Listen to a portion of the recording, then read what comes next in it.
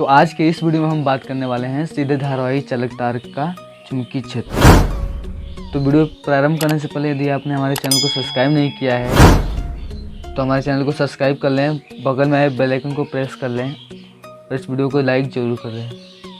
तो ठीक है, चलिए हम स्टार्ट करते हैं वीडियो को।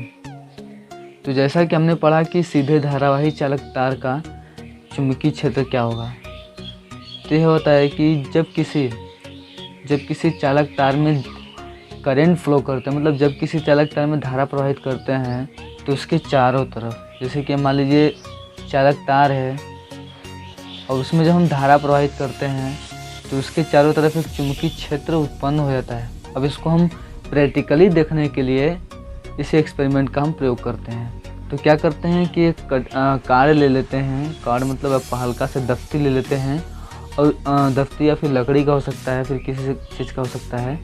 उसके बाद क्या करते हैं कि उसके बीचों बीच एक छिद्र कर देते हैं, जैसे कि हम चालक तार को आर पार निकाल सकें। और निकालने के बाद क्या किया जाता है कि उसमें करंट फ्लो किया जाता है, मतलब धारा प्रवाहित की जाती है। और धारा प्रवाहित करने के बाद क्या किया जाता है कि उसके चारों तरफ लोहे के बुरादे को रख दिया जाता है। उसके चारों तरफ लोहे के बुरादे को रख कर हल्का सा ठोक दिया जाता है उंगलियों से। और ठोक देने के बाद क्या होता है कि जो लोहे के बुरादे हैं ये बिल्कुल एक वक्र में आ जाते हैं, जैसे कि यहाँ पर वक्र दिखाया गया है। यहाँ पर तीन वक्र हैं, जैसे कि इस चित्र में आपको दिखाया गया है।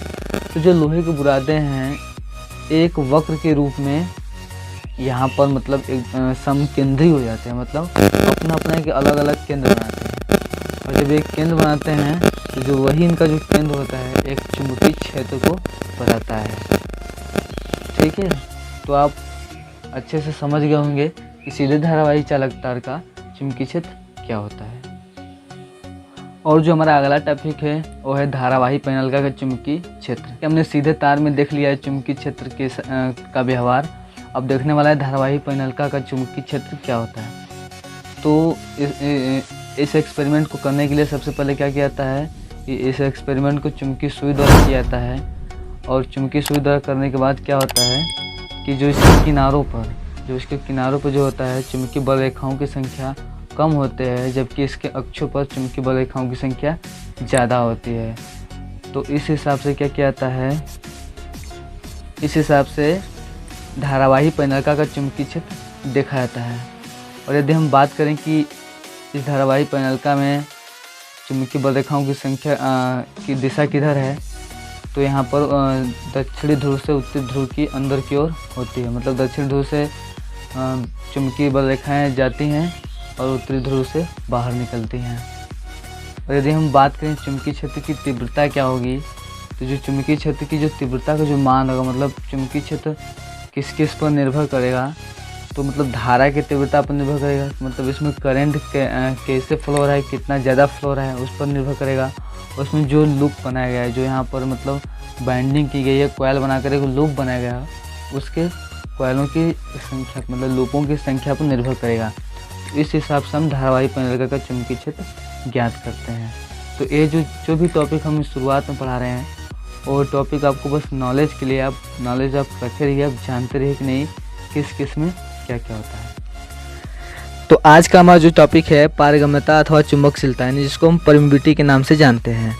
तो इसमें आपको क्या करना है कि इस परमिबिलिटी को समझने के लिए आपको एक बात समझना होगा कि इसमें क्या किया जाता है कि एक समान चुंबकीय क्षेत्र में रखकर इस एक्सपेरिमेंट को किया जाता है। एक प्रकार का एक्सपेरिमेंट है जिसके तहत हम परमिबिलिटी को समझ सकते हैं।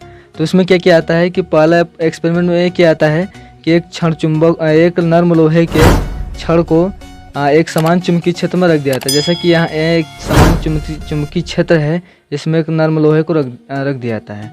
तो रख देने के बाद क्या होता है कि इसके मतलब छड़ के अंदर चुंबकीय बल रेखाओं की संख्या बाहर के सापेक्ष अधिक होती हैं, मतलब ज़्यादा होती हैं।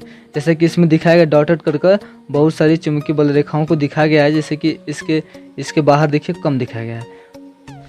और इसी के विपरीत एक एल्युमिनियम की छड़ को लिया जाता है, उसको भी एक समान चुंबकीय क्षेत्र में रख दिया जाता है। और रख देने के बाद क्या होता है कि इसमें भी चुंबकीय इसके अंदर मतलब छड़ के अंदर चुंबकीय बल रेखाओं की संख्या बाहर के सापेक्ष कम होती हैं। तो मतलब कि चुंबकीय बल रेखाओं की संख्या का ही घटना या बढ़ना, मतलब ज़्यादा होना या कम होना, इसको हम परमिबिलिटी या चुंबकशीलता के नाम से जानते हैं। और आपको पता है कि चूँकि आपको पता है कि चुंबकीय बल रेखाएं निर्वात से होकर भी गुजरती हैं। इसका मतलब है कि वैक्यूम मतलब निर्वात से भी होकर गुजरते हैं, इसलिए निर्वात में भी पारगम्यता का इनमें गुण होता है। इसलिए इसको नापने के लिए एक पारगम्यता शब्द का प्रयोग किया जाता है, जिसको हम म्यू से डिनोट करते हैं। जैसे कि यहाँ पर एक म्यू शब्द आपको दिखाया गया है, बनाया गया है, जिसको हम म्यू से, पारगम्यता शब्द को हम म्यू से डिनोट करते हैं। जो म्यू का मान होता है यानी म्यू जीरो, यहाँ पे म्यू जीरो का जो मान होता है 4 पाई × 10⁻⁻⁷, मतलब 4 पाई × 10⁻⁻⁷ न्यूटन प्रति एम्पियर स्क्वायर होता है। जिसको हम इसको हम इससे नापते हैं यानी पारगम्यता से। तो हमारा ये टॉपिक ख़त्म होता है। वीडियो पसंद है तो वीडियो को लाइक कीजिए, फ्रेंड के साथ शेयर कीजिए और हमको सब्सक्राइब करना ना भूलिए।